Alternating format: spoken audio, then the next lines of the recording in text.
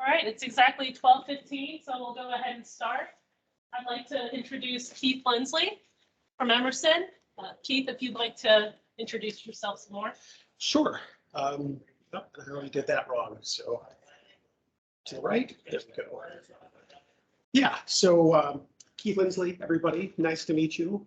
I've been in the system analyzer, process analyzer, systems integration business for about 30 years now. So first job out of college, been in this business ever since. So I'm kind of equally based between our Chanhassen, Minnesota office. Emerson has a large presence down here.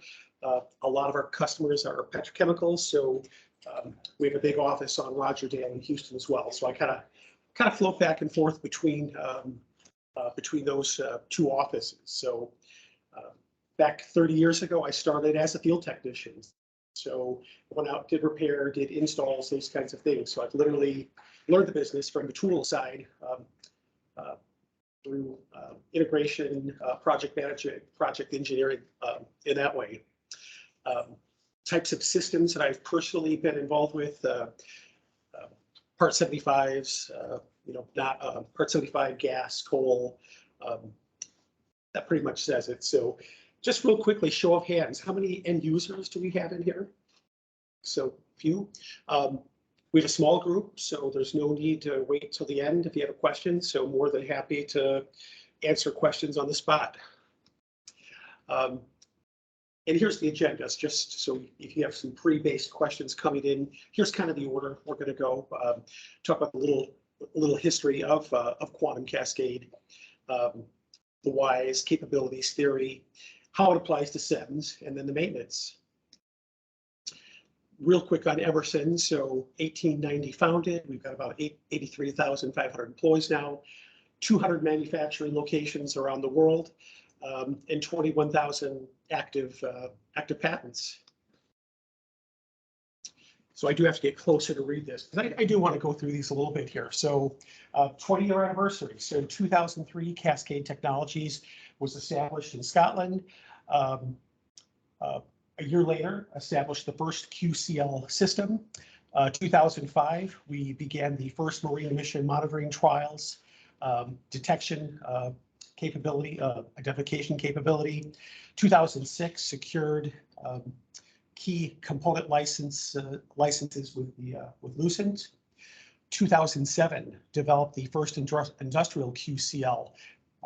That's kind of the first analyzer that what we have here today, the CT2000. 2009, we received the ISO 9001 accreditation. 2010, signed worldwide exclusive supply agreement with some Asian partners, automotive. 2011, next gen of QCL, we built the CT3000 QCL.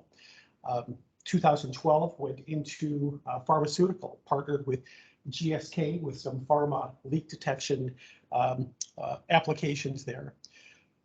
2013, so one more upgrade on the CT3000. But 2014 is really when the changes started happening. So Cascade was a smallish private company in Scotland. Emerson came in and purchased them in 2014 with the focus, no pun intended, with the focus of combining TVL technology with quantum cascade technology, because at that point it was only QCL. So right away launched the CT500, the hybrid, and brings us in today where we are with the complete CT 5000 series, which we'll go over a little bit. So everybody can hear me okay? I'm pretty loud. So here's the platform. So on the left here, those are our quantum cascade lasers. All the same product really. So top left, we've got our explosion-proof area classified analyzer. The two bottom ones, we've got a half rack, we have a full rack, and the one on the right, top right, wall mount. You can see the fittings there. And then it complements the existing extreme Rosemount CEMS analyzers that we already have really should have our GCs up here as well. So whatever, whatever measurements we can't make with these two sets of analyzers here, that's where we come in heavy hydrocarbon chains with the GCs. So back to my role within the company a little bit. So I'll start with this. We have 35 analytical salespeople across the country. They sell analyzers to end users, integrators, what have you. I'm part of what we call MSS. So I'm the monitoring solutions and systems. So we're the integration arm. So we work with end users, we work with EPCs, what have you. And we'll do everything from just simple sample system design. We do a lot of open air shelters, three-sided, four-sided, a lot of just cabinets, HVAC racks, and of course, the big monster HVAC shelters, 20 analyzers. So all of that. So getting into the technology here. So and we'll go deeper, a little deeper each time. So the laser modules have different wavelengths to measure different things. So you'll see this in upcoming slides, but we have one detector with 6 lasers. Each laser has the capability of measuring 2 things. The lasers can be, they're designed to be different wavelengths to capture different things. So wide variety. They can all be QCL, they can all be TBL. So there's no restrictions on how you configure those 6 lasers. So spectroscopic analyzers have been out a long time. And one of the largest questions, one of the limitations has always been laser life. So we had a unique type laser. We have a 10, 15-year laser life. So a lot of the earlier technologies, some still technologies, lasers lasting 3-4 years. So 10, 15-year laser life on the type of lasers we use. High temperature operation. We'll get into more of that a little later because we'll go through hot wet applications versus cold dry applications, applying samples. So these are built to be hot wet. No drift, no moving parts, no consumables, and we're updating all those parameters. So up to 12 parameters for reading every second. So, and with all spectroscopic technologies, we're based on Beer-Lambert law. So the linear relationship between absorbance and concentration. So no different there. So here's where the opportunities come in. So the QCL, we're operating anywhere from 2,500 to 12,000 nanometers on the spectrum. The TDL 800 to 2,300. So you have your mid-IR, you have your near infrared. So that wide band of the QCL, you have to, with your measurement points there, have to pick a laser with a wavelength ability to capture the 2 things you want to measure. For all 6 lasers, or 5, or 2, or what have you. And here, what's this showing? This is just showing how we can capture the H2S in a different wavelength with both technologies. So applications. So this is a CEMS conference, so a lot of CEMS activity for sure. DNOx, that's what we call the NOx reduction in SCR. So very good for ammonia slip applications, FCC, CO boilers, impurities. I really want to come down to the one that I kind of have in bold there, the natural gas. So trace water, trace CO2. So we've always had the capability to measure trace water, 0 to 5 ppm. but validating the calibration portion, that has been the challenge. So we are in the final stages now of, with bottles, with a moisture generator in the lab. We're in the final stages of having a compliance option, a compliance solution for H2O and CO2. So, and on with that, a lot of the, several of the other components where we're looking at trace that are really hard to measure, like ammonia, like HCl. So yeah, again, so all the analytes here, but then all the analytes that we can't capture here with this analyzer, that's where we go get it with one of our GC platforms. So again, this is just another illustration of what we capture with TDL, what we capture with QCL. Everything on the left, the H2S, the HF, the HCl, the O2, we're going to get that in the near infrared. All these other analytes on the right, we're going to get with the mid-IR analyzer. Absolutely. Back on this, are you able to put a TDL and a QCL in the same analyzer? Any combination. So you could do 3 and 3. Because I saw O2s on the TDL and QCL. We usually have to match up with O2. So. Yeah. So no, absolutely. We and that's the purpose, right? So absolutely the purpose to be able to have the TDL and the QCL in the same analyzer. I've got some pictures here that'll show you how that's done a little better than the graphics. And here's one of them, right? So my graph is wrong. One's NO, one's NO2. So that's just the, those are just some spectra numbers there for an ammonia measure. I'm sorry, for an NO2 measurement. But over here, I'm not even trying to use the laser pointer. So here's your block. I'll just walk over. So here's your six lasers. They click in place, and we've got a picture later, but they really just click in place like a printer cartridge. You don't have to align them in the field. They're aligned in the factory. They come in literally just install. Here's your detector, and then you can see your path length. So we're using a Harrier cell. So we're doing our bounces back and forth up to 12 meters to maximize the molecules we're counting. So six lasers, one detector, one cell.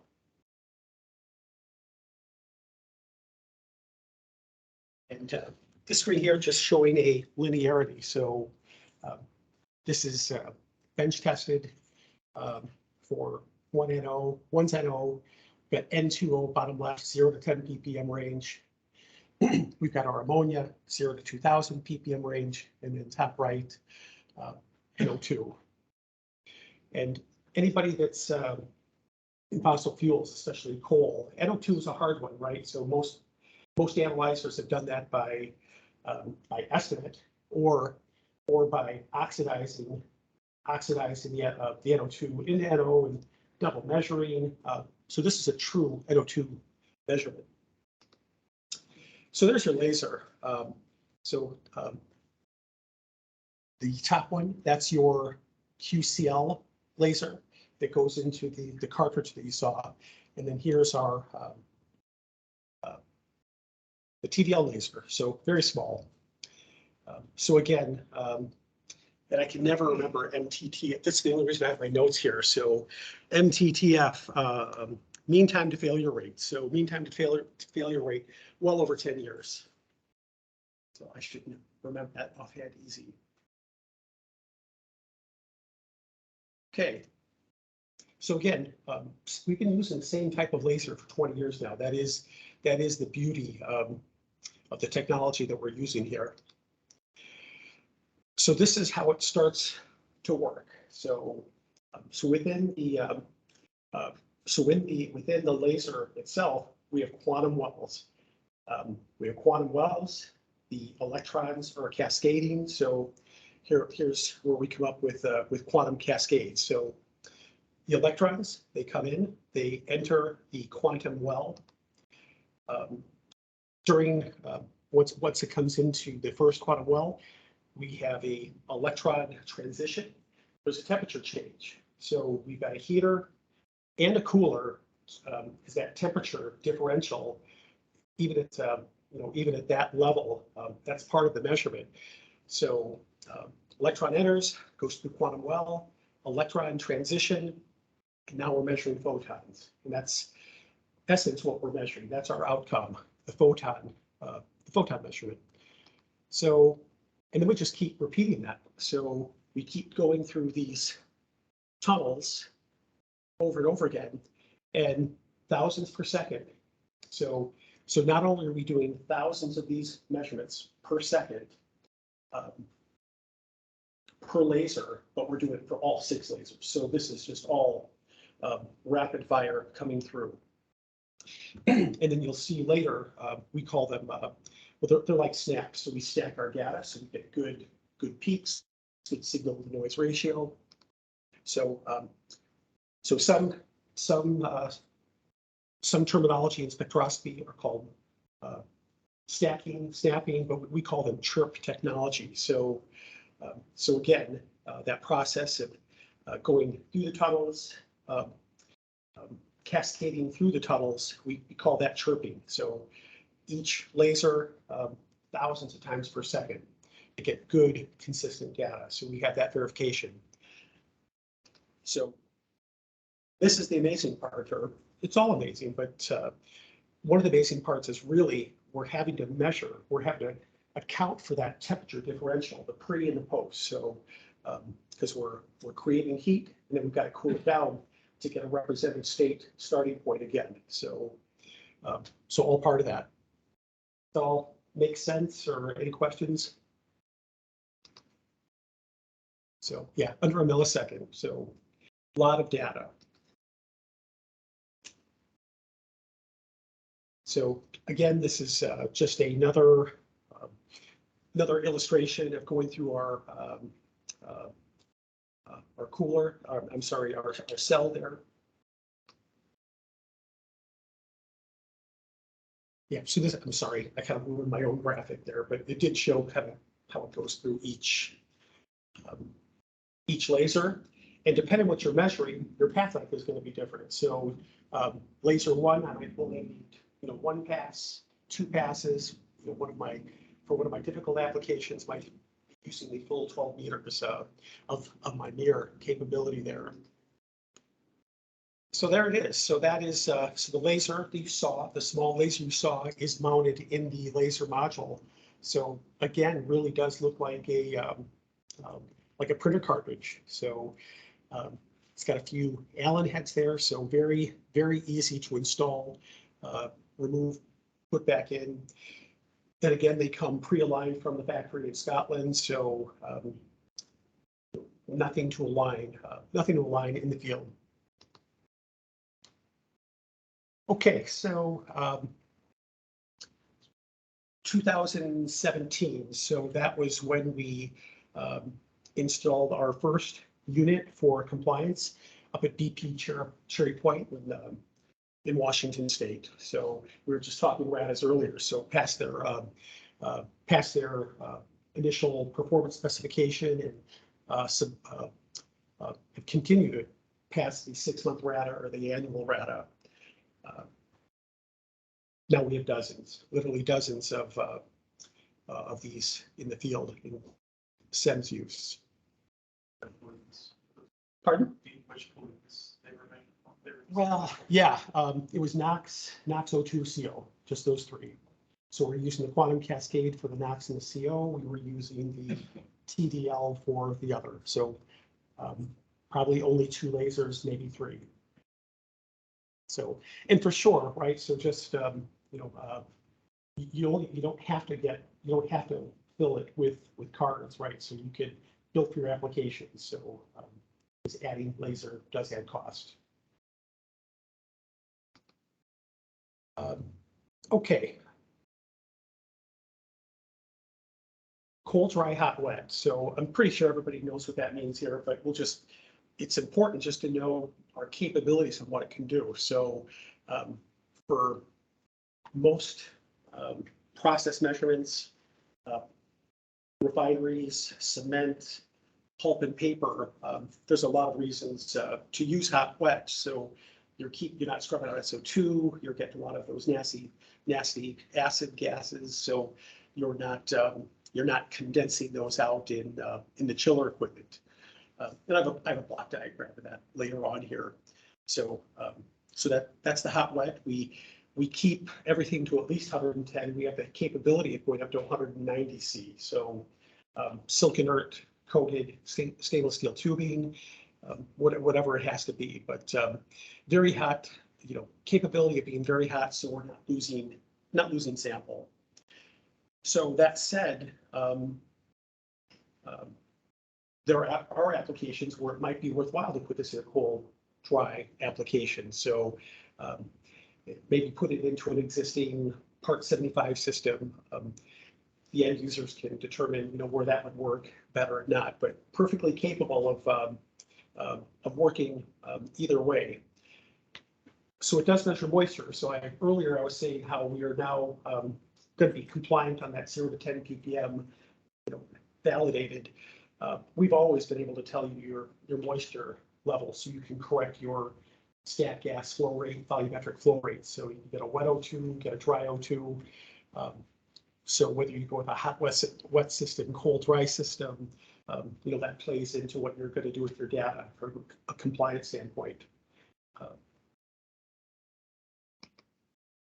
So here's the so here's just a quick diagram of the cold dry. So this is more traditional. I would say in my mind more traditional in how most CEM systems are. We're coming out of the stack. We're going into the control box up there. You've got a filter that's all hot. All my red lines, there, those are the heated lines coming into the chiller. Cold, dry sample then entering your analyzers here. And in this case here, we also have that second red line that we're feeding an O2 direct. So we've got a hot, wet O2 as well as the cold, dry O2. That again gets your moisture calculation if needed. But again, in this type of system, you're not going to be able to measure your ammonia or your HCl or your HF. That's all going to get scrubbed out. So hot, wet. So that entire conditioning sample system, that all goes away. So you still have a pump. There still has to be a pump somewhere. But yeah, the chiller, the peristaltic, all of that. So we're completely just hot, coming into a hot rack. Calibration gases still stay the same. So we're still going to be calibrating the entire system there. Only difference is if we're doing moisture. So at some point, if we're doing a calibrated moisture, we'll have a different bottle there, low pressure, probably only single use. So a small LP type bottle, keep that heated. But yeah, at some point we'll have a moisture bottle there to also calculate that moisture rate. So, and again, definitely good for measuring that below 10 ppm ammonia, HCl, HF. So, and again, here's just another, this is specifically for, is it a Lomax burner? So we're measuring ammonia here. I believe this probably was, or it could have been cement, but at any rate, just to start peaks there, there's just our peaks, 10 ppm ammonia, at 12% moisture, so relatively high moisture, but we're not scrubbing that ammonia out. So keeping it hot at 190. At that temperature, we're not forming ammonia salts, so we're not scrubbing out the ammonia. So getting good data before and after that SCR. So maintenance. So like I said, there's no moving parts in the analyzer itself. So like with all analyzer systems, you still have your you have your sample system. So you're going to have a pump somewhere, probably have some filtering somewhere. So 95% of the maintenance here will be with the sample system that either a company like ours would put together for you, put together for yourself, but that's really all the maintenance. No moving parts. So the electronics on it, which is all Modbus communication, you're gonna be able to go through all your configurations on a daily basis to check your laser intensities, check laser power, all those mobile items to know if you've got a problem coming. So again, technology breakdown, so excellent for low concentrations. We've had a lot of regulation come out in the last 10 years that has emphasized that some of those low ppm measurements. So it's been hard for some folks to stay in compliance doing that in a traditional manner, and doing it with an analyzer that that is probably best case. Reliability, no moving parts. We say calibration not needed in normal circumstances, but we're talking CEMS, so they're going to be validated every day, doing their linearities every quarter. So all of that. And again, the value proposition is you're using one analyzer to potentially, one, to take away a heartache, to measure that one thing that's very hard for you to measure in the first place, or two, measure several things. So measure the hard one and then take a few of those other parameters with it in one system.